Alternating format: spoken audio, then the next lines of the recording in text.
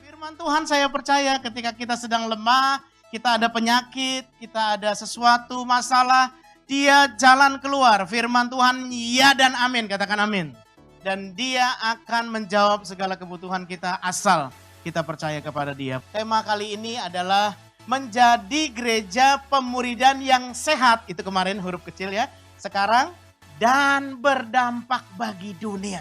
Berdampak dalam dunia kita masing-masing. Kita ada di dunia bisnis, kita ada di dunia marketplace, kita ada di dunia pendidikan, kita ada di dunia rumah tangga sebagai ibu rumah tangga dan lain sebagainya. Apakah saya sudah berdampak di sana? Saya sedang introspeksi diri. Kalau kehadiran saya di satu tempat, ada saya atau tidak ada saya, sama saja, berarti belum ada dampaknya. Bagaimana dampaknya? Apa yang harus kita lakukan? Kita mesti berdampak dulu di keluarga. Keluarga harus jadi tempat pertama orang kenal Tuhan. Jadi anak-anak kita harus merasakan fungsi keluarga. Disitulah mereka kenal Tuhan. Disitulah mereka mengenal kasih Bapa. Nah, itulah sebabnya bagaimana kita harus berdampak di keluarga inti dulu. Setelah itu baru di keluarga yang lebih besar. 1 Timotius 3 ayat 4 berkata, kita baca bersama-sama 3-4. Seorang kepala keluarga yang baik disegani dan dihormati oleh anak-anaknya. Kalau kita saja maaf tidak dihormati sama anak-anak kita perlu introspeksi diri loh di situ.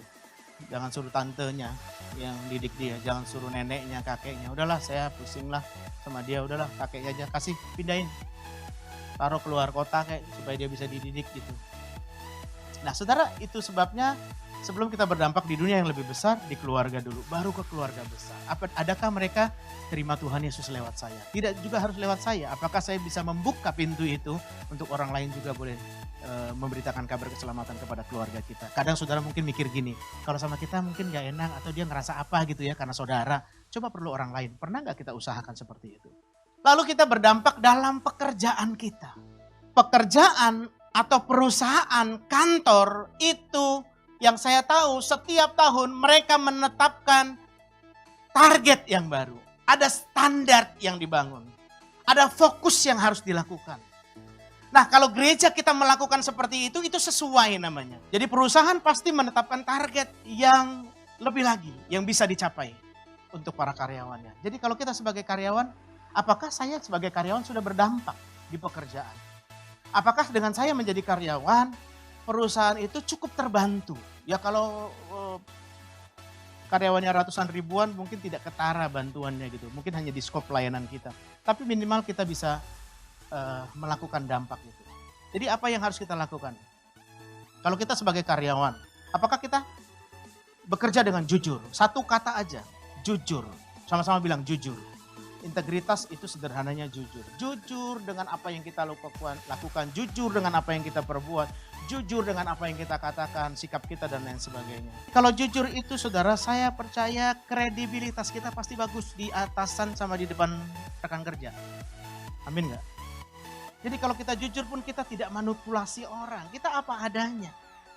Kalau saya jujur saya akan lebih sehat. Kenapa? Karena gak perlu bohong. Kalau udah bohong pasti ada alasan lagi. Kenapa begini, dan akan nyangkut gitu. Kalau saya jujur saya percaya promo Tuhan datang. Nah jadi kejujuran adalah langkah awal. Saya mau katakan kejujuran adalah awal berkat Tuhan, itu dulu. Berikutnya berdampak dalam dunia sehari-hari. Kehidupan kita di dunia ini juga kita dituntut untuk selalu jujur.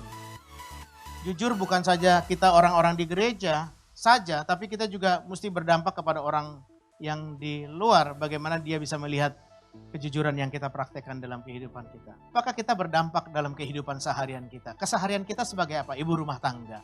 Kita berdampakkah sebagai ibu rumah tangga?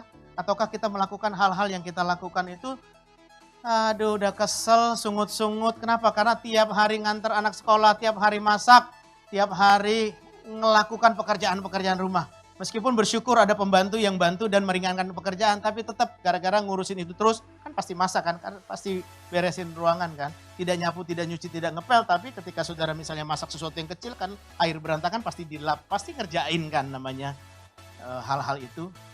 Nah, apakah itu menjadi sukacita? Apakah kita melalui hari-hari kita sebagai ibu rumah tangga justru kesel dan berkata, aduh udah pusing saya begini. Dari anak lahir ngurusin sampai TK, SD, SMP, sampai ngurusin kuliah gini. Susah diaturnya. Nah, kata-katanya keluarnya begitu terus enggak?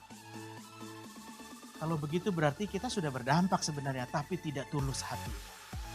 Tuhan kasih kuasa untuk perkataan kita, untuk hidup kita berubah, berdampak bagi banyak orang. Jadi waktu kita ngomong, kita nggak usah siapin kata-kata apa sih.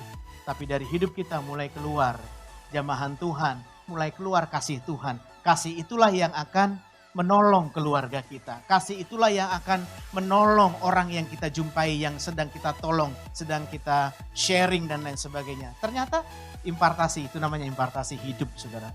Jadi hidup kita memberkati orang lain. Itu sebabnya ujung-ujungnya kita harus jadi sehat dulu pertama. Setelah sehat kita baru berdampak. Bagaimana sebelum berdampak? Harus sehat.